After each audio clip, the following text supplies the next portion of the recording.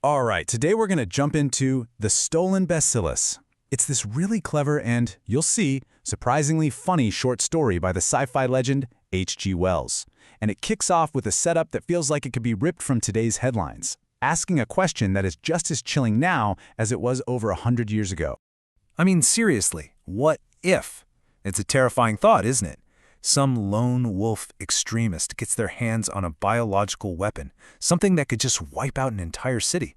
Well, that is the exact high-stakes hook that H.G. Wells uses to pull us right into the story. So let's set the scene for this. Let's call it a dangerous introduction. Our story gets started in a place where you've got this amazing, cutting-edge science right next to, immense world-ending danger, a bacteriologist's laboratory. So picture this. We're in Victorian London. A scientist, a bacteriologist, is giving a tour of his lab, and he's super proud of his work. The tour seems pretty normal, but the visitor he's showing around, he's immediately a little off. You can just feel this darkness about him that really doesn't fit in with all the scientific equipment. And right away, Wells sets up this huge contrast between our two main guys. On one side, you've got the scientist. He's passionate, maybe a little absent-minded, and just so excited to show off his discoveries. And on the other side, this visitor. He's described as pale, worn out, with this, quote, morbid pleasure in his eyes. Yeah, this is not just a friendly tour. You know something is up. And this is the object at the heart of it all. The bacteriologist proudly holds up this tiny little sealed tube. Inside, he says, is a live culture of the celebrated Bacillus of cholera. He is so completely wrapped up in his own scientific excitement that he doesn't even notice the hungry, dangerous look in his visitor's eye. And just so we're all on the same page about how serious this is, cholera was an absolutely terrifying reality back in the 19th century. A few drops of this stuff in the city's water supply could set off a horrific epidemic. So basically, that little tube, it's a weapon of mass destruction. So as you can probably guess, the tension doesn't just stay bottled up in that lab. Oh no, things are about to escalate, and I mean really quickly. And there it is. The visitor, who we now know is an anarchist, sees his chance. He grabs the tube, shoves it in his pocket, and just bolts out the door, leaving the scientist totally stunned. The friendly little lab tour is officially over. The bacteriologist's wife, Minnie, she sees all this commotion, and her reaction just says it all. Her husband, with no hat, still in his slippers, is suddenly sprinting out into the street. To her, it just looks like he's completely lost his mind. She has no idea he's actually chasing a walking, talking biological weapon. And the whole story just explodes into this frantic, almost slapstick chase through the streets of London. The anarchist jumps into a horse-drawn cab, and the bacteriologist, still in his house slippers, is desperately trying to flag down his own cab to chase him. It turns into this huge public spectacle of just pure panic. And the anarchist's plan? It's as simple as it is horrifying. He's going to smash that vial into London's main water reservoir and unleash a plague on the whole city. In his head, he thinks this massive act of terror is going to make him a legend.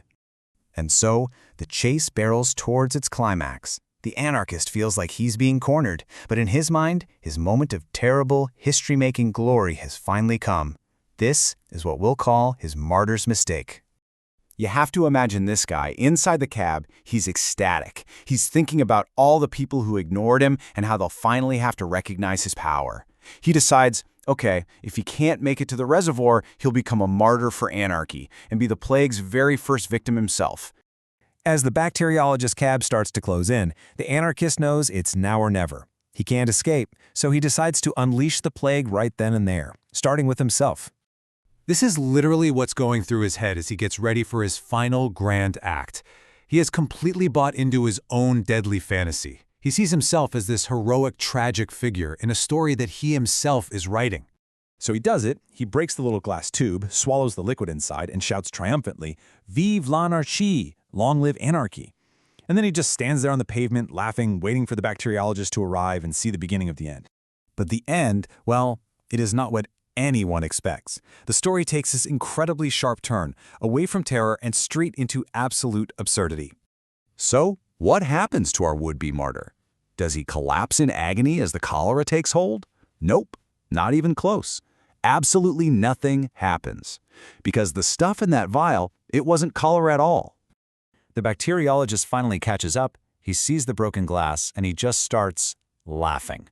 He explains to his totally confused wife that the anarchist didn't steal a deadly plague. No, he stole a new, completely harmless microbe the scientist was studying, one that just so happens to cause bright blue patches to appear on any animal that drinks it.